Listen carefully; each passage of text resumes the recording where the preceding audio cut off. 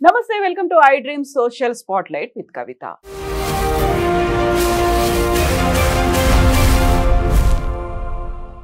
Bengaluru rave పార్టీలో drugs తీసుకోలేదని హేమ ఎంత చెప్పినప్పటికీ కూడా తను డ్రగ్స్ తీసుకున్నారని ఛార్జ్ షీట్ లో హేమ పేరు నమోదు చేశారు పోలీసులు.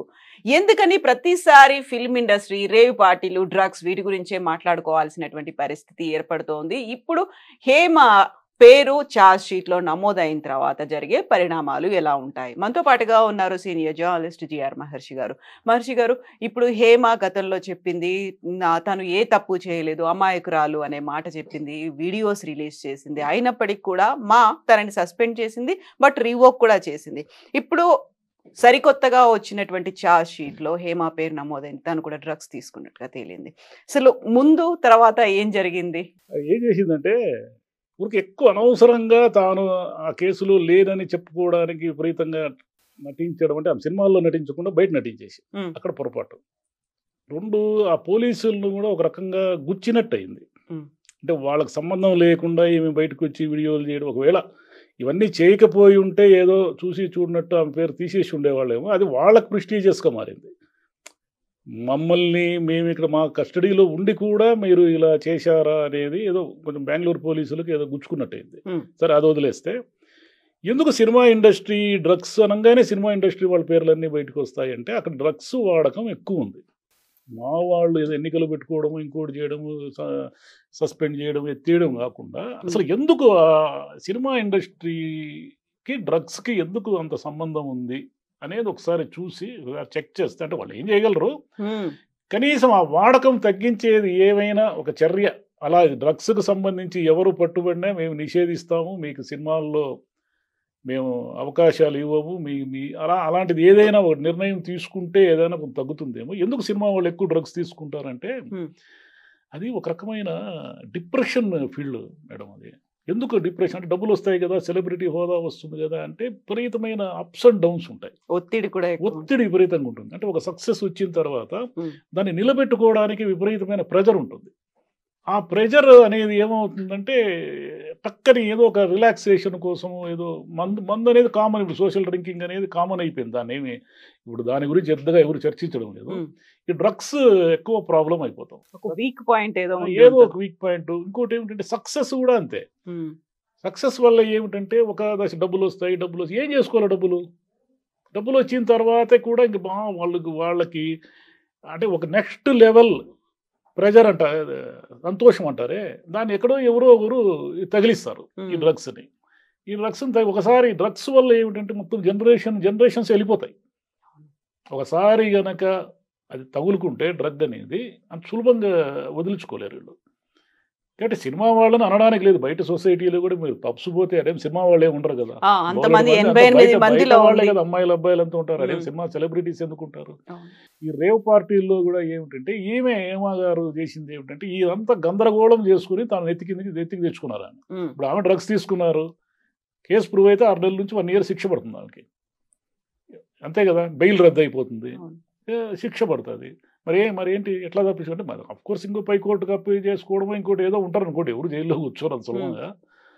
కానీ ఈ డ్రగ్ కల్చర్ సినిమా ఫీల్డ్ని పట్టుకొని ఇంకా వాళ్ళని పతనం చేసేస్తుంది.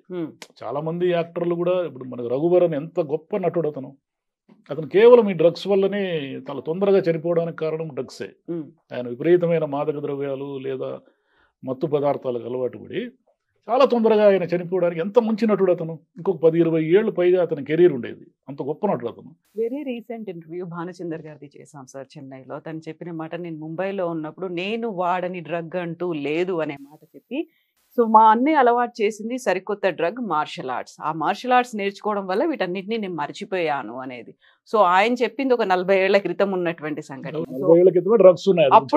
అప్పుడున్నాయి. సో ఇంతకు మించిన డ్రగ్స్ నేను యూస్ చేయని డ్రగ్ అనేది లేదు అనే మాట చెప్పినప్పుడు, ప్రతిసారి ఇలా ఏదో ఒక పబ్బుల్లోనో ఇంకొక పార్టీలోనో డ్రగ్స్ ఉన్నాయి, దొరికాయి, అందులో సినీ నటులు ఉన్నారు అనుకున్నప్పుడు ఆ తర్వాత అది ఏమవుతుంది అనేది కూడా అర్థం కాని పరిస్థితి. ఊరికే మనం కొంతకాలం యూట్యూబ్లో మాట్లాడుకోవడానికి లేదా పేపర్లో వార్తలు రాసుకోవడానికి తప్ప, ప్రతిసారి ప్రభుత్వం ఏమంటా ఉంటుంది, యాంటీ నార్కోటిక్స్ సెల్ ఉంటాయి కదా, వీళ్ళు ఏమంటారు, లేదు మేము ఉక్కుపాదం అదంతా చేస్తాము.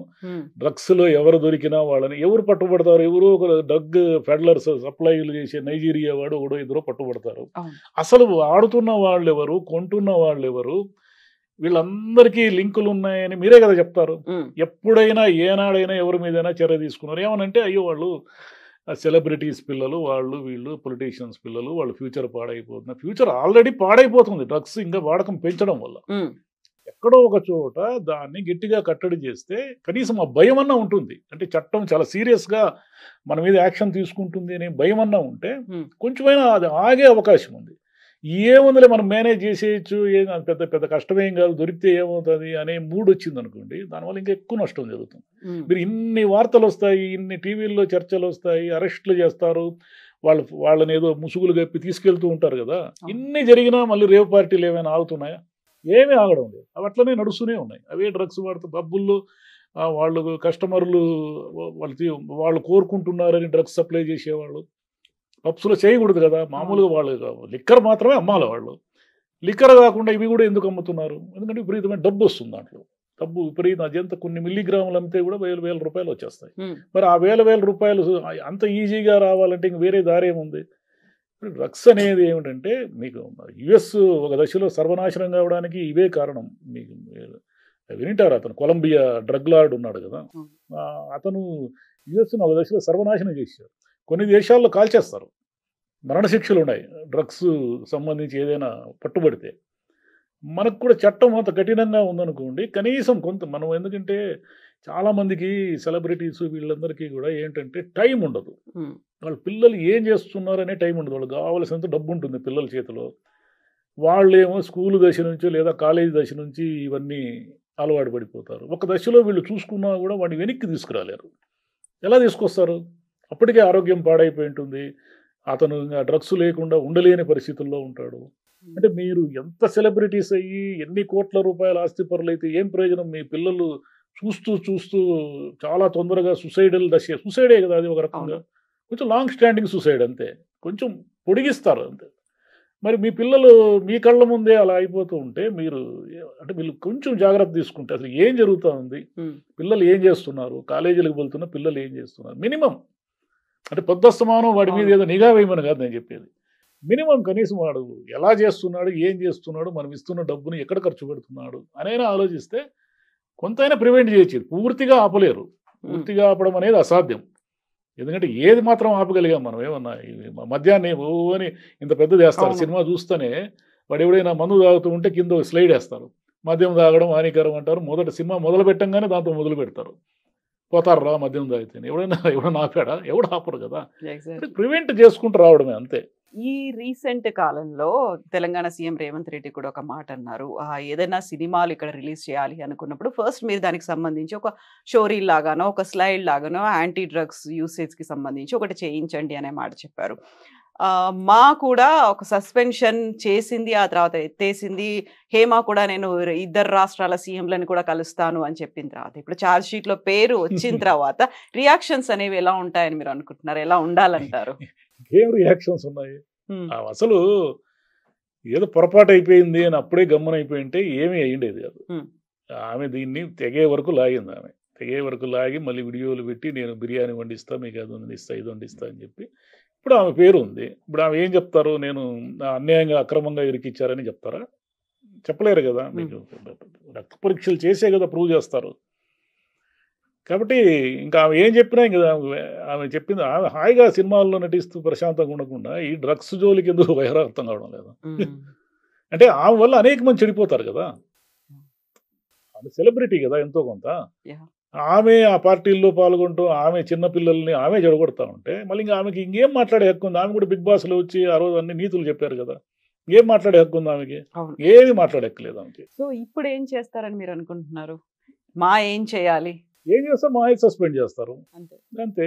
మళ్ళీ ఆమె కేసులు బెయిల్ రావడమో, జైలుకి పోకుండా తనను తాను రక్షించుకోవడమో ఏదో చేస్తారు. ఇంకో కోర్టుకు పోవడమో ఏదో చేస్తారు. టైం ల్యాగ్ చేస్తారు కదా. చేసిన తర్వాత ఇంక మా వాళ్ళు చేయగలిగింది ఏముంది ఆ ఆర్గనైజేషన్కి అంత రైట్స్? సినిమాల్లో మనకు ఎవరు అవసరమైతే వాళ్ళు నటిస్తూ ఉంటారు. ఈ ప్రకాష్ రాజ్ మీద నిషేధం అది ఇది అన్నారు, ఏమైనా అయిందే? ఆయన మామూలు నటిస్తూనే ఉన్నాడు కదా. అంటే అవన్నీ ఏం కాదు, ఎవరికి సినిమా వాళ్ళకి పలానా నటుడు కానీ పలానా నటి కానీ ఆ క్యారెక్టర్కి అవసరము అని అనుకున్నప్పుడు వాళ్ళు ఏ నిషేధాలు పట్టించుకోరు. వాళ్ళు మామూలుగానే వచ్చి యాక్ట్ చేస్తూ ఉంటారు, వెళ్ళిపోతూ ఉంటారు. కాబట్టి ఇవన్నీ వ్యాపారం కదా, ఈ వ్యాపారంలో లాభ నష్టాలే ప్రధానం కానీ మోరల్స్ ఇమ్మోరల్స్ అనేటివి సెకండరీ. కాబట్టి ఎవరు ఏం చేయలేరు దాన్ని. చేసేది ఏముంటుంది, ఏమీ కాదు, ఇంకా పోలీసులు ఏమీ కాదు. యాక్షన్ కాకపోతే తీసుకోవాలి. ఈ సినిమా వాళ్ళు ముందు ఆలోచించుకోవాల్సింది ఏమంటే, తాము ఇప్పుడు మనలాంటి వాళ్ళు చెప్తే ఎవరింటారు? ఒక సెలబ్రిటీ, ఒక హీరో ఏదైనా చెప్పితే, ఇప్పుడు ఎన్టీఆర్, జూనియర్ ఎన్టీఆర్ గారు ఏం చెప్తారు? ఇంటికి జాగ్రత్తగా పోండి బాబు, మీరు వాహనాల ప్రమాదాలు చేసుకోవద్దండి, డ్రైవింగ్ జాగ్రత్తగా చేయండి అని చెప్తారు. అది పనిచేసింది జనం మీద. జూనియర్ ఎన్టీఆర్ గారు చెప్పడం వల్ల ఎంతో కొంత పనిచేసింది. ఎందుకంటే ఆయన కుటుంబంలో ఇద్దరిని పోగొట్టుకున్నాడు. అలా ఎవరైనా చిన్నపిల్లలకి చెప్పాలి కానీ, యువతరానికి ఏదో డ్రగ్స్ తీసుకుంటే ఏమైపోతారు, ఎంత నాశనం అయిపోతారో చెప్పాలి కానీ, మీరే డ్రగ్స్ తీసుకుంటా ఉంటే ఇంకేం చెప్తారు? సో మా ఏం చేస్తుంది, లేకుంటే బెంగళూరు పోలీసులు ఎలా రియాక్ట్ అవుతారు, అది మాత్రం చూడాలి. ఇంకా ఏమి రియాక్ట్ గారు ఏమవుతుంది, ఇట్లాంటివన్నీ ఎన్ని చూడలేదు మేడం, ఏమన్నా అయితే. Yes sir, thank you so much sir. Thank you.